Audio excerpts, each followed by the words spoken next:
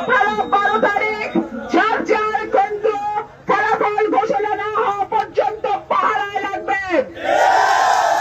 এইবার নির্বাচন হবে জনতার নির্বাচন।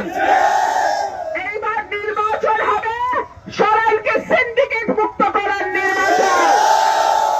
সরাইল 2-3টা নেতার কুক্ষিগত থাকবে না, না, না। সরাইলের মানুষ সরাইলের ভাগ্য নির্ধারণ করবে।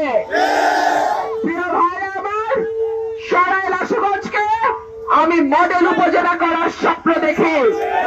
সরাইল আশুগঞ্জকে আমি পৌরসভা করার স্বপ্ন দেখি। সরাইলের রাস্তাঘাট, ব্রিজ, কালভার্ট আল্লাহ যদি আমাকে এমপি নির্বাচিত হওয়ার সুযোগ দেয়, আমি সরাইলকে দৃষ্টি নন্দন করে আপনাদের সঙ্গে পরামর্শ ক্রমে সাজাবো ইনশাআল্লাহ। আমি যখন সংরক্ষিত মহিলা আসনের এমপি ছিলাম, আমার বরাদ্দ ছিল নির্বাচিত এমপির অনেক কম। সুতরাং সেইটা শুধু কিছু টিয়ার কাবি খায়ের বাইরে আমার কোনো বরাদ্দ ছিল না। আমি কোনো বড় প্রকল্প নিতে পারি নাই। আমি